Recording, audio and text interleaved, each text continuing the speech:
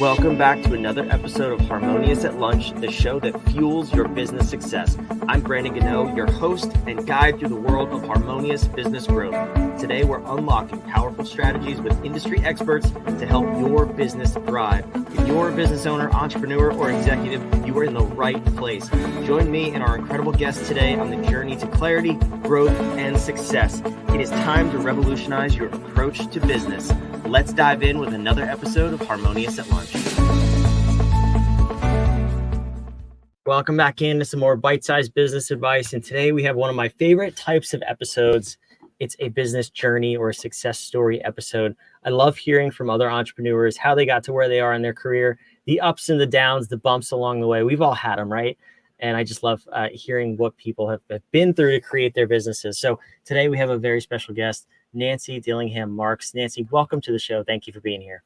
Thanks, Brandon. I'm excited to be here. So not only are you going to share your obviously unique story because it's unique to you, but you have a very unique business too. So let's set the stage there. You are in the glass business. Tell me more about that.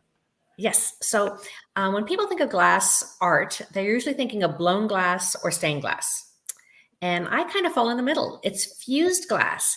So we make it a nice room temperature, comfortable environment, music playing, laughter, and going kind of at our own pace. And then at night, when the rates are lower for electricity, we put those pieces of art into the kilns, similar to ceramic kilns, but the heating elements are in slightly different places. And we turn them on and we're gone. And then we don't come back till they're ready to be opened again. And it's like Christmas morning when you open that kiln and you see the beauty of what's happened to the glass in the heat. It's softened, it's smoothed, it's fused together. That is super cool. I have not heard of that. I love your passion. It also sounds like your insurance premiums are through the roof if you're leaving fire on overnight. Am I right there? Well, actually, it's not that bad because they are very contained units, and it is electrical. It's not a live flame. Okay. And so they run on electricity. And that's why I do it at night when the rates are lower. I'm trying to save the electricity for the planet and everyone else, but it just works out really well for us.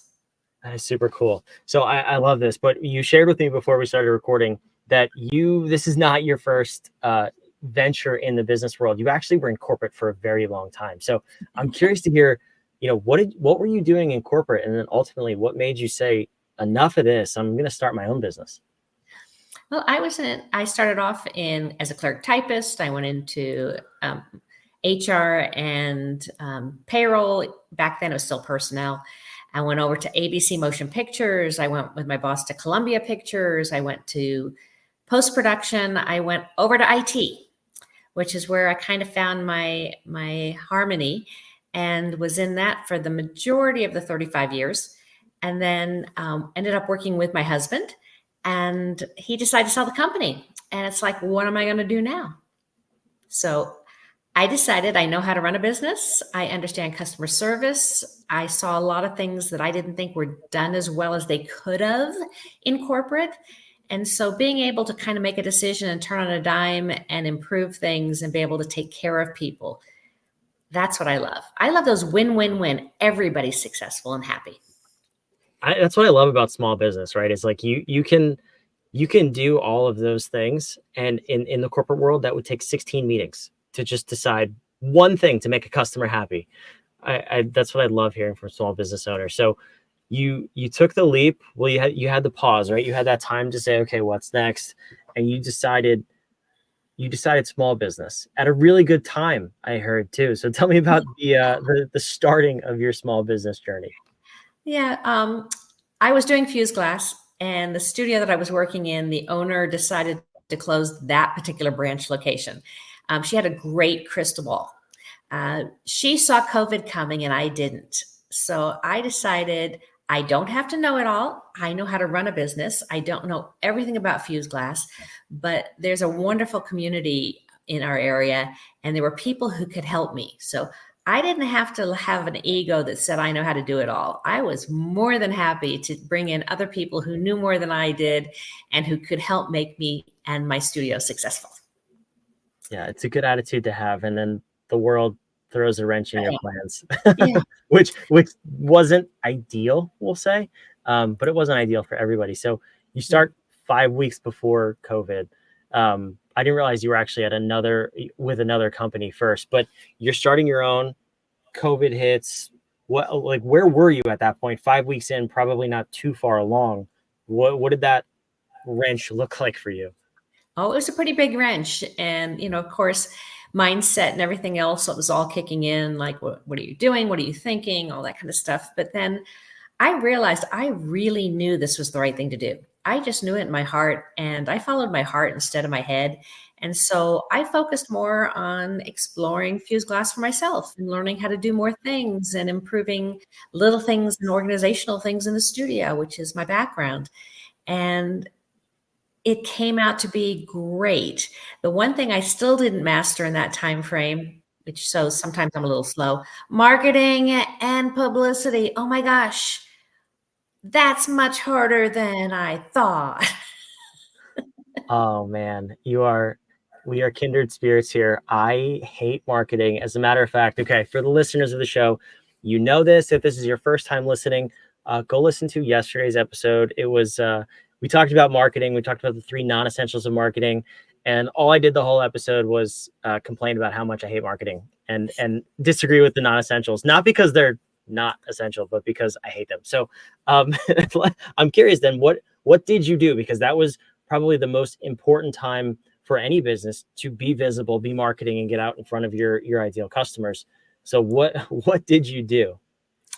I did a lot of social media posts. I did advertising in the local paper. I spread the word through friends who spread the word through friends. I mean, I begged, please spread the word I'm here. Please tell your friends. Please tell people that I have a gift shop. I have classes in fused glass, stained glass, and mosaic. I have got this wonderful environment and studio. Please come learn and meet me. There's no I shame in begged a lot. that, right? There's no shame in that. I love it. So at that time though, what was your business model? You were, it sounds like, all in person. You did classes, you had products to buy. Was there anything else I'm missing? Nope. The things to buy were only curbside pickup. I wasn't even set up for shipping yet. Oh, okay. Wow. So you're really relying on the local market. Yes. I love it. So then transition to, oh, how long has it been? 4 years now, almost, It's since now that? 5.5 years. Wow, that's okay. Time flies. That's crazy. Yes, it Um, does. so what was that growth journey like from, the 5 weeks in, the panic, to begging for people to come into your studio? Obviously, you've made it past that. What were the next couple of years like? How did you start to grow your studio and your business? It really was word of mouth. Um, because it's very difficult to explain fused glass. I've had some team building sessions for companies, and anytime it was a marketing department, I'd say, okay, now that you've completed the class, help me understand how do I promote something that people don't understand what it is. And they all looked at me and said, we're not really sure. Word of mouth is going to be the best thing for you because people aren't going to understand fused glass and they're going to be afraid of it. And so I've really been blessed. I mean, people appreciate the fact that it's a hard thing, it's a hard sell. And so they just tell their friends, and their friends sign up, they bring friends in, they tell their boss, they tell their coworkers, and it's working. If it ain't broke, don't fix it, right? Exactly. So then fast forward to today, is your business model still the same, or have you added on to it? We now ship and we ship throughout the United States. We're not quite to international yet. I want to make sure it all works. My platform is being redesigned because we had some issues with shipping charges on the current platform and we couldn't get them resolved. So little things like that and glitches, but you know what? Those are real small glitches. In the big picture, it's just, okay, that's all right. We'll get it fixed. Mhm. And we just keep going. And we have parties and we even have wine night. I named it Wine by the Glass instead of wine night. Look at that. I like the play on words there. I see what you did. Yeah. And I tell corny jokes. With the kids that come in, we teach 7 and up, and I'll ask them whose jokes are worse, mine or their dad. And, I get good answers. So I have a lot of fun with it. I enjoy sharing my passion. So that makes it the easiest thing in the world to do. It's not when they tell you Then when you find something you're really passionate about, it's no longer a job. It's true. Yeah, no, it's amazing. And it's so cool to see that you found that. You could tell too. I can just tell watching you describe it. But in these 5 years, 5.5 years, the one thing that stuck out in the beginning, which I find holds most people up, whether they're established businesses going from 6 to 7 figures, or they're new businesses and afraid to start, is you said you didn't have to have it right, and you just knew you could find people who knew the answers. What are some of those things that maybe you were surprised with over the years that you didn't even know you needed to know, but you ended up having to figure out or having to find someone who did know it? Well, some of it was equipment that I needed to have and how to use it correctly. So when we have a piece of glass that wasn't quite shaped the way we hoped it would, we do what's called cold working, because we're not doing it with heat. We're doing it's cold work instead of the hot work. And trying to find the right equipment, trying to find the right tools. How do you properly use them? I have become a mechanic. I am able to repair most of the equipment that I have. Having to find out what's the real life span of some of the things. So, it's like, how much spare stuff should I have in stock? Kiln firing schedules are pretty basic for the normal stuff, but then people started challenging the glass, and all of a sudden I had to learn how to challenge the kiln correctly to respond to those challenges. And we had some mistakes, but you know what? We learned through every mistake. We learned so much more than had we not had the mistake. So it's all been a fun journey, and it's still going. Yeah, that's amazing. So you talk about the journey. Obviously business and life is a journey. What's the next phase of your journey that you're really focused on? Whether that's 3 to 5 years out, like what are you hoping to take your business through? You know what? I'm so happy with the way it is. I don't really know that I've really thought that far out yet. We have Open Studio members, and this is a community that has been formed of people who know the skills now, and they come in. It's kind of like a gym membership. They pay monthly, and they come in, and we changed the dynamic a bit, where I now have an art gallery exhibit as well, because a lot of people have never heard of fused glass, and they can come in and actually look at it by artist. We modified the website so that you know whose art is whose as you're looking at it, so that you can then look at just that particular artist if you want. So I kind of just go with the flow. What needs to happen? Hey, let's make it happen. Let's find those win-win-wins. And the customers get so much more out of it. And the artists, when they have someone see their art, they get so excited seeing how someone else lights up. And the patron is so excited to see the artist and meet them and hear their story. And so there's probably going to be a podcast in my future of talking to artists. Is probably the next phase. Cool. That's awesome. Just by definition, a fractional COO, like we get hung up on the future and planning and executing and all that fun stuff. So I am a vision nerd, if you will, but at the same time, and let's not discount our source. The Bible says, without a vision, the people will perish. But here's the flip side of that conversation. And this is part of the reason I started this podcast. I don't like the narrative in the marketing world, in the business world in general, that you always have to grow your business. I talk to so few people. You are on a short list of maybe 3 who I've spoken to that are just happy with their business, and they don't need to grow. They don't have a desire to be the next biggest thing in the world. And I want to say that's refreshing. And I want to say thank you for that, because a lot of people tend to shame that sort of an outlook and look down on it. But I want to bring these stories to light, because you don't have to be the biggest thing in the world.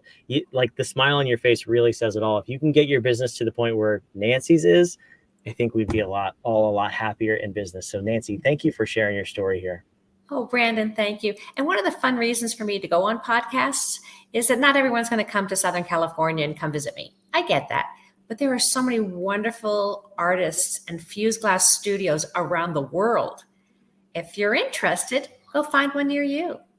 I'm really okay with that. It doesn't all have to come to me. I'm willing to spread that joy out to all the other studios. I love it. So maybe the vision includes building a community around Fuse Glass. Doesn't have to, you don't have to run the community, but you're building the community in general. Exactly. I love it. Nancy, this was an awesome episode. I appreciate you coming here. Where can the listeners go and learn more about you and what you're doing? My website's the best place. Glass Arts, there's an S on that, collective.com. And the classes are online, the gift shop's online, frequently asked questions. We even have a gallery of art that isn't for sale, and podcasts that I've been on are on there, including a TV segment I've been on. So there's a lot of stuff going on in my website. One place, one-stop shopping.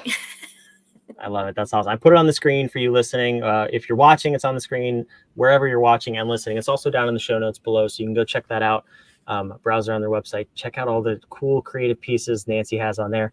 And I'm curious though. I love to end these episodes with a question, but it really sounds like we're talking about a different kind of business here, which again, I love. What's a powerful question that you want the listeners to ask themselves until they get a powerful answer about creating the business of their dreams that they're happy and content with and fulfills them, rather than just the business everyone else thinks they should create? I think it's important to ask yourself, what brings you joy? In like my case, I wasn't a natural artist. I wasn't someone who's had all kinds of artistic things throughout my life.